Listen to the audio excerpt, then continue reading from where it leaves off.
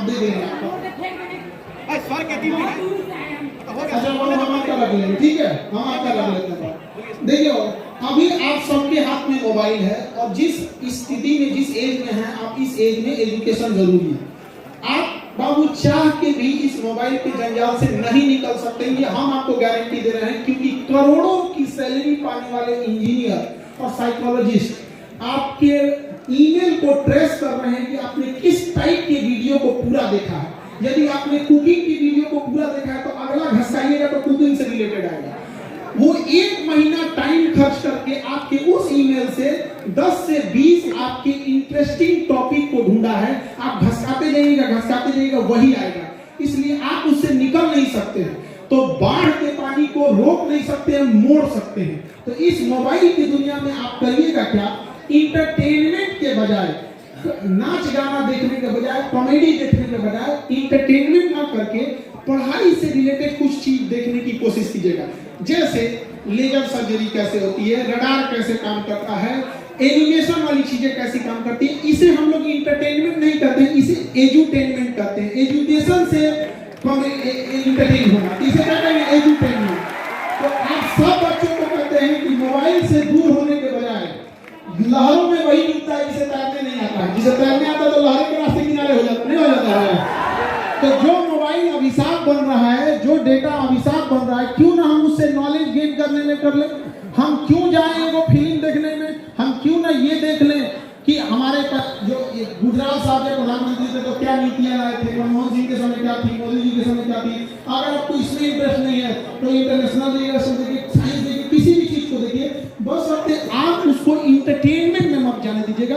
वरना जब आप इंटरटेनमेंट में जाते हैं दिमाग आपका संकुचित होते जाता है, और संकुचित दिमाग कभी ज्यादा लोड नहीं ले सकता है। इसलिए दिमाग का जो स्ट्रेस है ना, इस चीजों को अपने आप को कंट्रोल कीजिए। तो मोबाइल की दुनिया से भी आप लोगों को क्या करने की जरूरत है, बाहर निकलने की। देखिए कोई भी पुरुष या यंग एज जो है वो बर्बाद किस चीज में होता है, पहला उसे नशा लग गया था, या तो गुटखा, पान, शराब, जो चीज का नशा है, अगर वो नशा में चला गया तो सोने की लंका बेच के खा जाएगा, तो भविष्य खराब कर देगा। किसी लोहे को बर्बाद करना है तो जंग लगा दो, और पुरुष को बर्बाद करना है तो उसे नशे का लत लगा दो। फिर दुनिया की कोई ताकत उसे नहीं बचा सकती। याद रखिएगा, नशा में जाना आसान, जाने से पहले रोकना आसान है। एक बार लत लग गया तो छोड़ना बहुत मुश्किल है, बहुत ज्यादा मुश्किल है। और हर डूबता हुआ इंसान सोचता है एगो को पकड़िए, तो हर नशा वाला सोचेगा ना कि एगो और नशेड़ी बना देखो कि कम से कम मेरा घटेगा तो एक बहाने हम चलेगी यहाँ पर।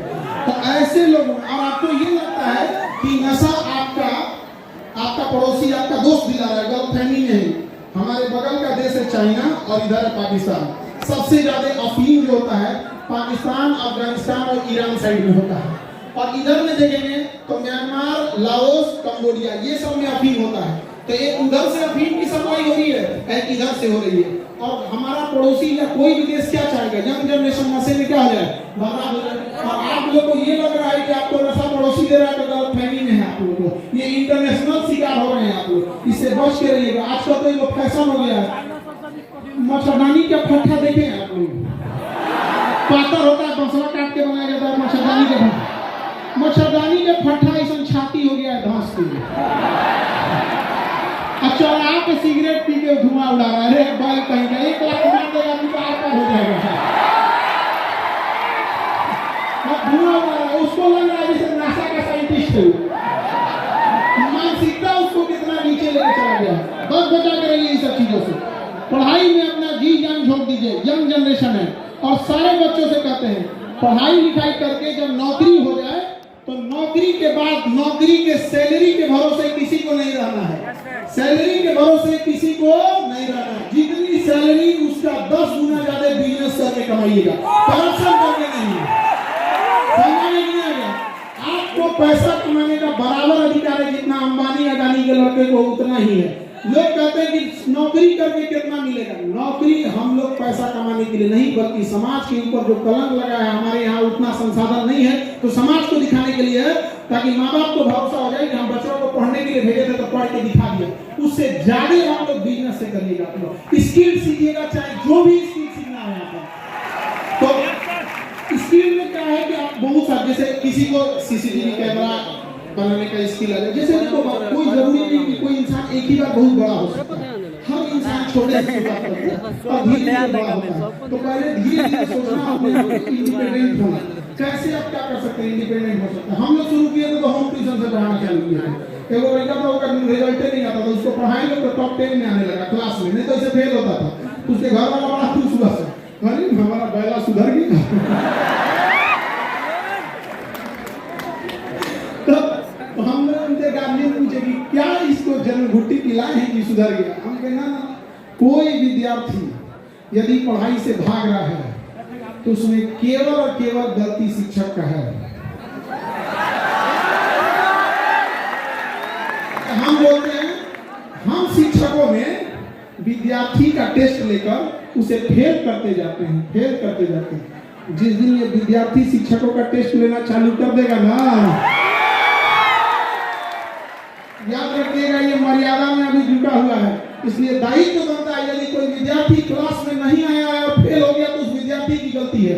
लेकिन क्लास में बैठ के आपके पढ़ाने के बाद अगर फेल हो रहा है, आपके पढ़ाने के बाद उसको समझ में नहीं आ रहा है और भाग रहा है, तो किसकी गलती है? शिक्षक की गलती है। खाना परोसने के बाद यदि कोई खाना छोड़ दिया तो सरासर इस बात का गवाह है कि खाना अच्छा नहीं बना, वरना खाना अच्छा तो बनेगा तो छोड़ेगा ही नहीं। लोग कहते हैं उंगलियां चाट दिया यहाँ पर, है कि नहीं? यहाँ पर इसलिए एक बार हम पूरे कई बार शिक्षक लोग हमसे नाराज हो जाते हैं। हम ये कहते हैं कि बच्चों के पढ़ने के लिए यूनिवर्सिटी है, बच्चों के पढ़ने के लिए यूनिवर्सिटी है। एक बार कोई शिक्षक 2005 में एग्जाम दे के नौकरी ले लिया तो के बाद कोनो एग्जाम देने की जरूरत नहीं। वो शिक्षक का यूनिवर्सिटी नहीं होना चाहिए, टीचर यूनिवर्सिटी। हर साल क्या चीज अपडेट हुआ, उस टीचर को जिला वाइज बुलाइए 15 दिन के सिलेबस के लिए। जैसे मान के चलिए मोतिहारी मुजफ्फरपुर के टीचरों को 10 दिन के लिए बुला लिए, क्या अपडेट हुआ है, एग्जाम का पैटर्न क्या है, बच्चों का साइकोलॉजी कैसे चेंज हो रहा है, मोबाइल के माध्यम से कैसे पढ़ाया जा सके, कैसे से। कोई यूनिवर्सिटी नहीं है शिक्षकों के लिए, बस एगो परीक्षा पास, जिंदगी भर खेलिए बच्चों के साथ। कई बार हमारे शिक्षक हमसे नाराज हो जाते हैं तो हम उनसे कहते हैं कि हमारी जिंदगी शिक्षक के लिए नहीं, विद्यार्थियों के लिए समर्पित है। इनके लिए तो भगवान से लड़ जाए। तो अगर आप पढ़ने में कमजोर हैं तो अपने आप को ये मत सोचिएगा पढ़ने में कमजोर हैं। आपने समय कम दिया है, डरपोक हैं, पढ़ाई से भाग रहे हैं। वरना एक बार डट कर सामना कीजिएगा। एक बार जब डट के सामना कीजिएगा, समय देने लगेगा, तो जिस चीज को समय देते हैं वो आपका होता है। दुर्भाग्य है कि आप समय फोन पे देते हैं और वो आपका हो जाता है। अभी तुम लोग लाख बिना के चक्कर में मत पड़ना। पढ़ाई लिखाई करो, नौकरी करो। तुम्हें नौकरी ढूंढना है, जिसके चक्कर में पड़े हो माँ बाप खोज देंगे। अगर ढूंढना ही है तो अपने ट्रेनिंग कॉलेज में ढूंढ लेना। समझा कि नहीं? एक डिपार्टमेंट करना होगा। अभी खोज में फायदा है, इसे पकड़ने नहीं करना है। अपने आप की शक्ति को पहचानिए। हर युवा के अंदर एक यूनिक शक्ति है। कोई आप में ऐसा बच्चा होगा जो पढ़ने में बहुत तेज होगा, लेकिन एक्चुअल में उसके अंदर एक छिपा हुआ बिजनेसमैन होगा। वो भले नौकरी ले लेगा, लेकिन एक समय के बाद वो छोड़ छाड़ के बिजनेस में चल जाएगा। अपने आप को पहचानना। बजरंगबली के पास बड़ी शक्ति थी, पहचान ही नहीं पा रहे थे। जामुन जी ने उन्हें क्या किया? आभास करा। अथाह शक्ति है आपके पास। जब आभास हुआ तो लंका जला दिया उन्होंने। जला दिया। आप सबको एक जामवंत की जरूरत है। आप यकीन मानिए, वो जामवंत आपका साथी हो सकता है, आपके बगल का हो सकता है। हम नहीं बता सकते हैं। आप भले उम्मीद के नजरों से हमें देखते हैं, लेकिन याद रखिएगा, एक मरीज का तकलीफ उसके बगल का मरीज अच्छे से जानता है। डॉक्टर तो बस इलाज करना जानता है, तकलीफ नहीं समझ पाता है। तो हम लोग कहें कि आपको जहाँ समस्या होगी हम बताएंगे जरूर, लेकिन अपने आप में एक ऐसा दोस्त ढूंढो।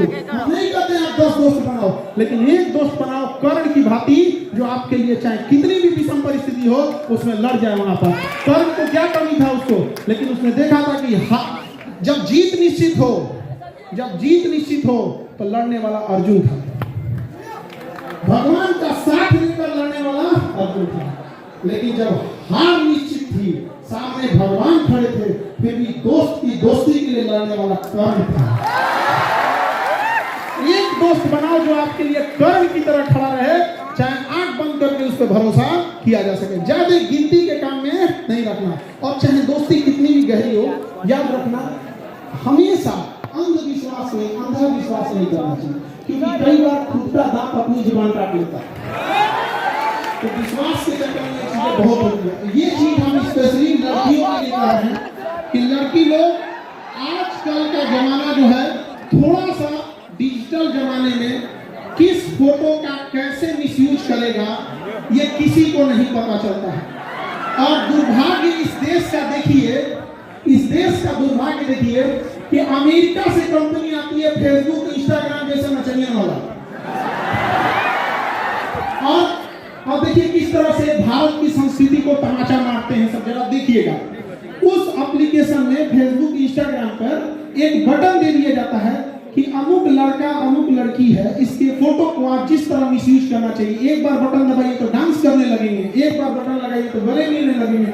एक बात बताइए, किसी के करियर को खेलने का अधिकार भारत ने कैसे अमेरिका के 2 बड़ी कंपनियों को दे दिया और आवाज तक नहीं उठाया। यहाँ पर देश उस समय वास्को डी गामा का गुलाम बना था, उस समय अंग्रेज आए थे, फिजिकली आए थे, इस समय भी अंग्रेज आए हैं, डिजिटली आए हैं।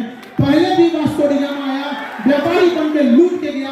500 साल पहले की गलती गिनवाने के लिए आपके पास समय है कि अंग्रेजों ने ये किया, बाबर ने ये किया, दिल्ली सल्तनत वालों ने क्या किया, विदेशी आक्रमणकारियों ने क्या किया, और अभी जो हो रहा है उसके लिए आपने आंख के अनार हो गए हैं।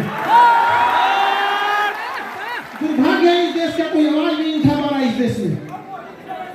अब देखिए, याद रखिएगा, अकेला चना आंख फोड़ देता है, भाव नहीं फोड़ पाता है। एक बार याद रखिएगा, ये चंपारण की धरती है, अंग्रेजों के कान तक आवाज पहुंचा दी थी तो भारत सरकार है। आप बताओ, किसी कंपनी को हमने फेवर करने के लिए दे दिया और वह कंपनी बाकायदा प्रचार कर रही है कि ये बटन दबाइए, इससे ये हो जाएगा। गांव में आज भी जो मोबाइल नहीं चलाता है वो एआई के यूज से हुए फोटोज को सही मान लेता है, और आज न जाने कितनों के साथ मिसयूज हो रहा है। बहुत सारे लोग, अब कोई फेमस चेहरा है तो लोग समझते हैं कि फेमस है इसके साथ हो जा रहा है, लेकिन कोई गांव का साधारण आप जैसे लोग हैं जो अभी अपनी मुकाम नहीं पहुंचा पाए हैं, गांव तक सीमित है, तो गांव के लोग कहेंगे फलनिया का लड़का ऐसा कर लो। सोचिए कितना हद तक बर्बाद कर रहा है, और हमारे सरकार को काम खबर नहीं है। अरे क्या सुरक्षित रहेंगी उस देश में बेटियां जिसमें बलात्कारियों को भी बढ़िया वकील मिल जाता है। हम आपको कहते हैं कि कोई इस तरह का जघन्य अपराध किसी महिला को दहेज के लिए जला दे, किसी पे एसिड अटैक कर दे, रेप कर दे, अगर पढ़ने आए लात मार के भगा देंगे, नहीं पढ़ाएंगे तुमको, हम नहीं पढ़ाएंगे। लेकिन हम वकील बिरादरी से भी कहते हैं, तो आपको पता चल जाता है, केस क्यों लड़ लेते हैं, वो भी किसी के घर की बेटी है। जिस दिन वकीलों ने यह ठान लिया कि जघन्य अपराधियों के लिए हम केस नहीं लड़ेंगे, उस दिन अपराध वालों को 2 साल के अंदर सजा मिलेगी, 20 साल में नहीं। 20 साल अपराध हुआ, सजा उसी साल जब मिलने लगेगी तब वो शहर होगा यहाँ पे। वरना ये स्मार्ट सिटी का क्या करेंगे जहाँ हमारी बहन बेटियां सुरक्षित न हो। अरे हमारा सुंदर गांव ही लौटा दो जहाँ कोई किसी के साथ भेदभाव नहीं करता था, वो पुराना संस्कृति ही हमें लौटा दो। ये रख लो अपनी स्मार्ट सिटी जहाँ कोई किसी का सब एक दूसरे से नफरत करते हैं। याद रखिएगा, इस चंपारण की धरती से कहते हैं कि बदलाव आएगा तो यहीं से आएगा, क्योंकि ऐतिहासिक भूमि रही है बदलाव की शुरुआत करने के लिए। सब लोग मिलकर जरूर कहेंगे इस बार यहाँ से कि गुलाबी नंबर प्लेट किसके लिए? सैलरी के भरोसे या सैलरी से 10 गुना? करप्शन या बिजनेस? केवल पढ़ाई या स्किल? पढ़ाई तो हमारा अधिकार है, वो कौन छीन लेगा? ये पढ़ाई तो हमारा अधिकार है, शिक्षा हमारा जन्मसिद्ध अधिकार है। उस समय स्वराज हमारा जन्मसिद्ध अधिकार था, इस समय शिक्षा हमारा जन्मसिद्ध अधिकार है, और इसे हम लोग छीन के लेंगे, छाती पे चढ़ के ले लेंगे। और क्या बिजनेस का अधिकार या बड़े बड़े पैसा कमाने का अधिकार कुछ चंद लोगों तक सीमित रहेगा? नहीं। देखिए कितना दुर्दशा की बात है। कल्पना कीजिए आप कि कोई एमबीबीएस का डॉक्टर हो, एम्स से पढ़ा हो, और अपन टेटनस के इंजेक्शन लगाने के लिए लाइन में खड़ा है, तो लोग क्या कहेंगे? दे भाई ते कोई सा डॉक्टर है? नहीं समझे? एमबीबीएस का डॉक्टर हो और अपन बेटा को इंजेक्शन में लाइन लगाने के लिए लाइन में खड़ा हो, तो कहेगा भैया तुम तो खुद ही डॉक्टर है, अपने बेटा को इंजेक्शन लगा दो। हंसेंगे कि नहीं हंसेंगे? लेकिन ये वही देश है जहां अनाज उगाने वाले किसानों को 5 किलो भात के लिए लाइन में लगा दिया गया। सोचिए क्या दुर्भाग्य होगा, अन्य उगाने वाले को 5 किलो के हम लोग लाइन में लगा दिए हैं। बोलो भारत सोने की चिड़िया कहाँ थी और कहाँ रह गए हम? लकड़ी का चिड़िया नहीं रह गई हम लोग यहाँ। याद रखिए, हम सबको, आप सबको